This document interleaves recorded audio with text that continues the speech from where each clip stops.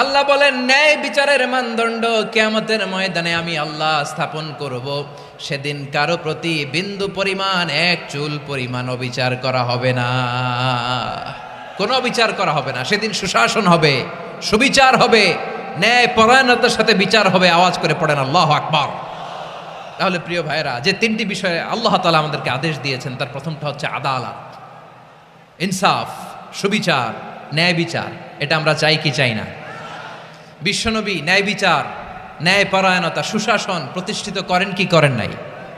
আপনারা বিশ্বনবীর সিরাত যারা পড়েছেন, আপনি দেখবেন বিশ্বনবীর সিরাতের পরতে পরতে, বাঁকে বাঁকে, সিরাতের বাঁকে বাঁকে এই আদালতের নমুনা মেলে। সুবহানাল্লাহ বলেন। ছোট্ট একটা নমুনা রাসূল সাল্লাল্লাহু আলাইহি ওয়াসাল্লামের আসসিরা আল আতরা থেকে ছোট্ট একটা নমুনা আপনাদের খেদমতে এখানে উপস্থাপন করি। বিশ্বনবী সাল্লাল্লাহু আলাইহি ওয়াসাল্লাম মক্কা বিজয় করলেন ৮ম হিজরিতে। মক্কা বিজয় শেষের দিনই কয়েক সপ্তাহ মক্কাতে অবস্থান করলেন। ইন দ্য মিন টাইম মক্কার একটা ভেরি প্রেস্টিজিয়াস অ্যান্ড ডিগনিফাইড ফ্যামিলির নারী চুরিতে ধরা পড়ল। কিসে ধরা পড়ল? সবাই বলেন কিসে? আমাদের সমাজে আসেনি এটা? আছে? ছোট না বড়? হ্যাঁ, হিসাব করে শেষ করা যায় না। ৩.৫ লাখ কোটি টাকা নাই উন্নয়ন প্রকল্পের নামে। উন্নয়ন প্রকল্পের নামে ৩.৫ লাখ কোটি টাকা নাই। ৩.৫ লাখ কোটি টাকা লিখতে পারবেন আপনি? একটানা লিখতে পারবেন? বুঝতেছেন কত বড় সংখ্যা? হ্যাঁ, বনু মাখজুমিয়া গোত্রের এক নারী মক্কায় চুরিতে ধরা পড়ল। বলেন তো চুরি করলে বিধান কি? কি কাটতে হবে? চুরির বিধান হলো হাত কেটে দাও। তাও সেটা গোপনে নয়, প্রকাশ্যে জনসম্মুখে হাত কেটে দাও। বনু মাখজুমিয়া গোত্রের নারী যখন চুরিতে ধরা পড়ল, সাহাবারা চিন্তায় পড়ে গেলেন। সবেমাত্র মক্কার লোকেরা কালিমা পড়ে মুসলমান হয়েছে, ইসলামের আইন কানুন তেমন জানে না, ইসলামী শরিয়ার সাথে বেশি পরিচিত নয়। এখনই যদি বিশ্বনবী চুরির যেই বিধান এটা যদি কায়েম করে হাত যদি কেটে দেয়, না জানি মক্কার লোকেরা আবার বিগড়ে যায়, না জানি মক্কার লোকেরা আবার মুরতাদ হয়ে যায়, না জানি মক্কার লোকেরা ইসলাম থেকে দূরে সরে যায়। চলো চলো, সাহাবীরা মিলে পরামর্শ করলেন, চলো বিশ্বনবীর কাছে যে বলি, ও নবী, শুধু কেবলমাত্র একমাত্র এই নারীর জন্য চুরির হাত কাটার বিধানটা আপনি একটু থামিয়ে দেন। চুরির হাত কাটার যে বিধান এইখানে একটু রহিত করে দেন, বাকিগুলা কইরেন মদিনাতে যে চলবে, কিন্তু মক্কায় এবারের জন্য মাফ করে দেন। কিন্তু কে বলবে? এই যে পরামর্শ, সাজেশন, এটা কে দিবে বিশ্বনবীর কাছে? সাহাবারা চিন্তায় পড়ে গেলেন। আল্লাহর নবীর সামনে দাঁড়িয়ে আল্লাহর দেয়া হুদুদ, আল্লাহর দেয়া বিধান থামিয়ে দেওয়া, মাফ করে দেওয়া, এই কথা বিশ্বনবীর সামনে বলার সাহস তো কেউ রাখে না। কেউ কেউ বলল, বিশ্বনবীর পালক পুত্র যায়েদ বিন হারেসার সন্তান উসামারে বিশ্বনবী নাতির মতো আদর করে, বড্ড বেশি ভালোবাসে উসামারে। এজন্য সাহাবারা উসামাকে বলতো হিব্বু রাসূলিল্লাহ, বিশ্বনবীর ভালোবাসা। কি বলতো?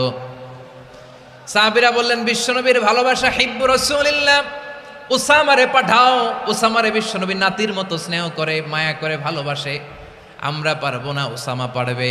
সবাই মিলে ফুসিয়ে ওসামাকে, ছোট্ট ওসামাকে রাজি করালো। ওসামা এমন এমন কথা যে তুমি বিশ্বনবীর কাছে বলতে হবে, পারবা নাকি? ওসামা বলে, পারবো। সাইয়েদনা ওসামা রাদিয়াল্লাহু তাআলা আনহু তরুণ সাহাবী বিশ্বনবীর কাছে গেলেন, যে বললেন, নবী, বনু মাখজুমিয়া গোত্রের এক নারী চুরিতে ধরা পড়েছে, এবারের জন্য কি এই মহিলাটারে মাফ করে দিলে হয় না? এবারের জন্য একটু ক্ষমা করা যায় না নবী? বিশ্বনবী বলেন, আতাশফাউ ফি হাদ্দিম মিন হুদুদিল্লাহ, তোমার এত বড় সাহস উসামা, তুমি আল্লাহর হাত, আল্লাহর দেয়া বিধান, এটার ব্যাপারে সুপারিশ করতে এসেছো? তোমরা কি জানো তোমাদের আগে যত কওম, যত গোত্র, যত জনপদ ধ্বংস হয়েছে তার কারণ ছিল তাদের মধ্যে গরিবরা অন্যায় করলে তারা বিচার করত, আর ধনীরা অন্যায় করলে তারা মাফ করে দিত। খবরদার! ওয়া আইমুল্লাহ লাউ আন্না ফাতিমাতা বিনতি মুহাম্মাদিন সারাকাত লাকাতা মুহাম্মাদুন ইয়াদাহা। বিশ্বনবী বললেন, ওরে ওসামা, বানু মাখজুমিয়ার ওই প্রেস্টিজিয়াস এন্ড ডিগনিফাইড ফ্যামিলির মেয়ে তো দূর কি বাত, অনেক দূরের কথা। জেনে রেখো ওসামা, আমার কলিজার টুকরা নয়নের পুটুলি ফাতেমাও যদি মক্কার জমিনে আজকে এই চুরির দায়ে ধরা পড়তো, আমি বিশ্বনবী মুহাম্মদুর রাসূলুল্লাহ ধরে ফাতেমার ডান হাতটা কেটে দিতে এক বিলম্ব দেরি করতাম না। ইন্নাল্লাহা ইয়া'মুরু বিল আদল, আমাদেরকে জাস্টিস শিখায় পশ্চিমারা, আমাদেরকে ইনসাফ শিখায়, আমাদেরকে সুশাসন শিখায়। আর ইনসাফ, সুশাসন, ন্যায় বিচার, সুবিচার, জাস্টিস কারে বলে বিশ্বনবীর বায়োগ্রাফি থেকে জেনে নাও। এই ছিল বিষ্ণু ইসা ইসলামের আদালতের নমুনা। আপনি যদি সাইয়েদনা ওমরে ফারুকের জীবনের দিকে তাকান, এমন কঠোর, এমন বীর সেনানী ছিলেন। সাইয়েদনা ওমরে ফারুক যদি রাস্তার এই মাথা দিয়ে হাঁটা শুরু করতেন, শয়তান ওমরে ফারুককে দেখলে ওই রাস্তা রেখে দিয়ে অন্য রাস্তা দিয়ে হাঁটতো। সুবহানাল্লাহ। ওমরে ফারুক রাদিয়াল্লাহু তাআলা আনহু কি পার্সোনালিটি ছিল, কি পার্সোনালিটি। আমাদের এলাকায় ছোট বাচ্চারা রাতে ভাত খেতে চায় না, আমার মেয়েটাও খেতে চায় না। এই এটা দিব, ওইটা দিব, আজকে মাহফিলে আসার সময় বলে দিছে লিস্ট করে এটা এটা আনতে হবে। তো ছোট্ট বাচ্চাদের অনেক বায়না থাকে, ওরা রাতে খেতে চায় না। তো মায়েরা বিভিন্ন ভয় দেখায়, এই বাঘ আসবে, বাঘ আসবে খাও, এই ভূত আসবে, ভূত আসবে খাও। আপনারা কি বলেন চট্টগ্রামে? কি আসবে? হ্যাঁ, ভূত, ভূত, ভূত আসবে, বাঘ আসবে, খাও খাও খাও, তাড়াতাড়ি খাও। তো বাচ্চারা এগুলো শুনে ভয়ে খেতে শুরু করে। মদিনার জমিনেও একই ঘটনা ঘটতো। মদিনার ছোট্ট ছোট্ট সোনামণিরা খেতে চাইতো না। তো মায়েরা বলতো, হা হুয়া ইয়াতি উমর, হা হুয়া ইয়াতি উমর, ওই যে উমর আসতেছে, উমর। ওমরে ফারুকের কথা শুনলে বাচ্চারা একেবারে ঠান্ডা। সুবহানাল্লাহ পড়বেন না? প্রভু তুমি বলেছ রাসূল দেবে না, বলনি দেবে না ওমর, বলনি দেবে না হামজা তারিক, খালিদ বিজয় সমর। প্রভু তুমি বলেছ রাসূল দেবে না, বলনি দেবে না ওমর, বলনি দেবে না হামজা তারিক, খালিদ বিজয় সমর। প্রভু তুমি বলেছ রাসূল দেবে না। আল্লাহু আকবার। ওমরে ফারুক রাদিয়াল্লাহু তাআলা আনহু, ওনার কথা শুনলে গায়ের মধ্যে গুজবাম হয়, গায়ের পশমগুলো দাঁড়িয়ে যায়। সুবহানাল্লাহ বলেন। কি পার্সোনালিটি ছিল, কি ব্যক্তিত্ব ছিল। মুনাফিকরা ওমরে ফারুককে জমের মতো ভয় পেতেন। শয়তান, খুদ শয়তান এই রাস্তা দিয়ে আসলে শয়তান অন্য রাস্তা দিয়ে হাঁটতো। ওমরে ফারুক রাদিয়াল্লাহু তাআলা আনহুর জীবনে যদি দেখেন, তাহলে সেখানে আপনি আদালতের, ইনসাফের, সুশাসনের, জাস্টিসের নমুনা দেখতে পাবেন। কয়টা শুনবেন? সাইয়েদনা ওমরে ফারুকের রাদিয়াল্লাহু তাআলা আনহুর সন্তান আব্দুর রহমান মিশরে মদ খেয়ে মদ্যপ অবস্থায় ধরা পড়েছে।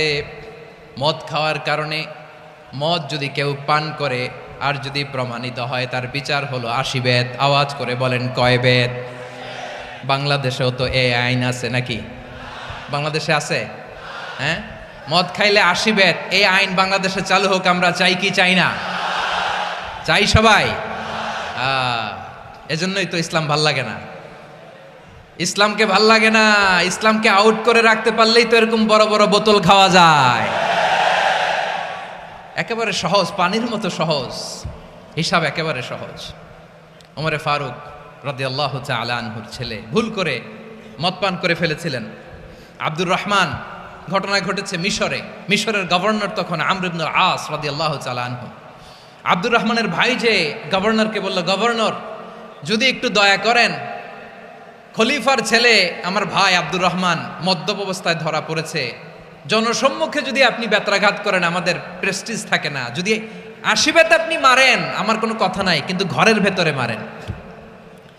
আব্দুর রহমানের ভাইয়ের সুপারিশ শুনে সাইয়েদনা আমর ইবনুল আস রাদিয়াল্লাহু তাআলা আনহু রাজি হয়ে গেলেন। ঘরের ভেতরে লোকচক্ষুর আড়ালে 80 বেত তিনি মানলেন। কিন্তু ঘটনাক্রমে এই কথা লুকিয়ে লুকিয়ে ঘরের ভেতরে 80 বেত মারার কথা সাইয়েদনা ওমর ফারুক মদিনা থেকে জানতে পারলেন। মদিনা থেকে তিনি ফরমান জারি করলেন, এই বিচার যেমনটি আমর ইবনুল আস আদায় করেছে, এটা প্রকৃতপক্ষে আদায় হয় নাই। আসো সবাই মদিনায় আসো, আমর ইবনুল আস মদিনায় আসো, আব্দুর রহমানও আসো, সবাই আসো, জনসম্মুখে এই বিচার কার্যকর করতে হবে। সাইয়েদনা ওমর ফারুক মসজিদে নববীর পিলারের মধ্যে নিজের ছেলেকে বাঁধলেন, আবার জনসম্মুখে ৮০টা বেত তার গায়ের মধ্যে মারলেন। মাজমুয়ে ফাতাওয়া লিবনি তাইমিয়া রাহিমাহুল্লাহ উনি এটা নকল করেছেন। এটা সবচেয়ে বিশুদ্ধ মত। আরো অনেক মত আছে, মারা গেছে কবরের উপর, ওগুলো বাদে দিলাম। কেমন খলিফা ছিলেন, কেমন খলিফা! পশ্চিমারা তোমরা জাস্টিস আমাদেরকে শেখাও, ইনসাফ কারে বলে সুশাসন আমাদেরকে তোমরা শিখাও। ওমরে ফারুক রাদিয়াল্লাহু তাআলা আনহু ওইটাকে, ওই বিচারকে তিনি ধর্তব্য মনে করেন নাই। মদিনাতে এনে আবার জনসম্মুখে আবার ৮০ বেত মেরেছেন। মিশরে ওমরে ফারুক রাদিয়াল্লাহু তাআলা আনহু আমর ইবনুল আসকে গভর্নর করে পাঠালেন।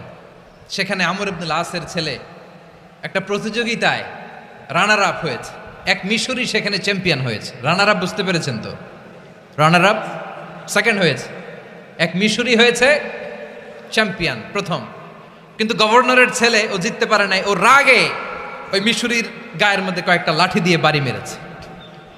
মিশরি যে মদিনাতে ওমরে ফারুকের কাছে বিচার দিলেন, আপনার গভর্নরের ছেলে অন্যায়ভাবে আমার গায়ে হাত তুলেছে। সাইয়েদনা ওমরে ফারুক আবার ফরমান জারি করলেন, আসো মদিনাতে আসো। মিশরীকে ডাকলেন। ওই মিশরের গভর্নর আমর ইবনুল আস রাদিয়াল্লাহু তাআলা আনহুকে ডাকলেন, তার ছেলেকেও ডাকলেন। সবাই বসে রইল। আমর ইবনুল আস রাদিয়াল্লাহু তাআলা আনহু মাথা নিচু করে বসে আছেন, লজ্জায় কাচুমাচু। হায় হায়, আজকে আমার ছেলের কারণে আমিরুল মুমিনিন খলিফাতুল মুসলিমিন ওমরে ফারুকের কাছে আমি জনসম্মুখে লজ্জিত হচ্ছি। সাইয়েদনা ওমরে ফারুক বললেন, এই নাও লাঠি। গভর্নরের ছেলে তোমার মাথার মধ্যে যতগুলো বাড়ি মেরেছে, আজকে জনসম্মুখে তুমি অতগুলা বাড়ি মারো। মিশরি বলে, থাক, আপনি যে ডেকে আনছেন সবার সামনে এটা বলছেন, এতেই আমি খুশি। আল্লাহু আকবার! আপনার মহানুভবতা দেখে আমি খুশি, আর অপমানের দরকার নাই। ওমরে ফারুক বলে, না, খবরদার, এই কথা মিশরি তুমি বলো না, মারো, যতগুলা বাড়ি মেরেছে মারো। বাধ্য হয়ে মিশরি আমর ইবনুল আসের সামনে ওনার কলিজার টুকরা সন্তানের মাথার মধ্যে বাড়ি মারতে আরম্ভ করলেন। ঠিক যতগুলা বাড়ি গভর্নরের ছেলে আমর ইবনুল আসের ছেলে মিশরির গায়ে মেরেছিল, মাথায় মেরেছিল, মিশরি গুনে গুনে ততটা মারলেন। এই দৃশ্য দেখে ওমরে ফারুক রেগে মেগে আগুন, রাগের চোটে রাগ সামলাতে না পেরে, আর নিজেকে সামলাতে না পেরে মিশরিরে বললেন, ছেলেরে মারা শেষ হয়ে গেলে এবার বাবার টাক মাথার মধ্যে কয়েকটা বাড়ি মার।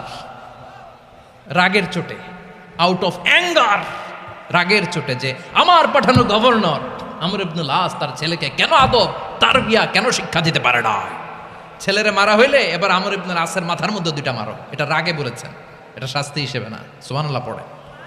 তোমরা আমাদেরকে সুশাসন শিখাও, আমাদেরকে সুশাসন শিখাও। বিশ্বনবী বলেন, আদল এটা যেন তেন বিষয় না, এটা দিয়েই মানবিক সমাজ গড়তে হবে।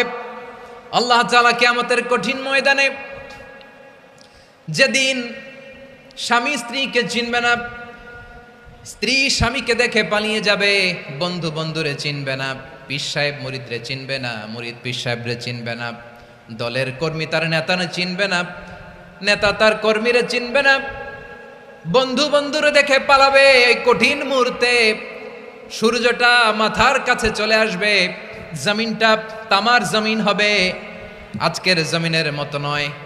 মানুষ ঘর্মাক্ত, ক্লান্ত, শ্রান্ত মাথার মগজগুলো কানের ছিদ্র আর নাকের ছিদ্র দিয়ে বেয়ে বেয়ে পড়বে। বিশ্বনবী ফরমান, কিয়ামতের ওই কঠিন ময়দানে 7 শ্রেণীর ব্যক্তিকে রব্বুল আলামিন তার আরশের নিচে ছায়া দিবেন। তার মধ্যে প্রথম শ্রেণীর ব্যক্তি হলো ইমামুন আদিল। ইমামুন আদিল, ন্যায়পরায়ণ শাসক, যে ইনসাফের সাথে বিচার করে, যে জাস্টিস সমাজে সার্ভ করে, যে সুশাসন নিশ্চিত করে, ওই ইমামুন আদিল। আদিল শব্দটা বুঝছেন না? ইন্নাল্লাহা ইয়া'মুরু বিল আদল, পাইছেন? আদিল। 7 শ্রেণীর ব্যক্তিকে আল্লাহ তাআলা সুশীতল আরশের নিচে ছায়া দিবেন, যেদিন তার দেয়া ছায়া ছাড়া কোনো ছায়া থাকবে না। এর প্রথম হচ্ছে ইমামুন আদিল, ন্যায়পরায়ণ শাসক। চিল্লায় বলেন সুবহানাল্লাহ। আবার বিশ্বনবী বললেন, ইন্নাল মুকসিতিনা ইনদাল্লাহি আলা মানাবির মিন নূর আন ইয়ামিনির রহমান। কিয়ামতের দিন যারা ন্যায় পরায়ণ হিসেবে আল্লাহর সামনে দাঁড়াবে কিয়ামতের দিন, রব্বুল আলামিন তার আরশের ডান দিকে ওই ন্যায় পরায়ণ লোকদের জন্য আরশের ডান দিকে একটা নূরের মিম্বারে তাদেরকে বসার সুযোগ করে দিবে। আল্লাহর আরশের ডান দিকে ন্যায় পরায়ণ লোকদের জন্য আল্লাহ তাআলা নূরের মিম্বার বানাবে। চারটেখানে কথা মনে করেছেন? আল আদাল, জাস্টিস, ইন্নাল্লাহা ইয়া'মুরু বিল আদল। আল্লাহ তাআলা এই আদালতের নির্দেশনা দেয়, সুবিচার, সুশাসন। প্রিয় ভাইয়েরা, এটা আমরা বাংলাদেশে চাই কি চাই না? এই যে অরাজকতা, এই যে অন্যায়, এই যে জুলুম, এই যে ইনকনসিস্টেন্সি, সমাজের অসঙ্গতির প্রধান কারণ জাস্টিস নাই, সুবিচার নাই, সুশাসন নাই। শেষবারের মতো আওয়াজ করে বলেন তো, আমরা বাংলাদেশে আদল চাই কি চাই না?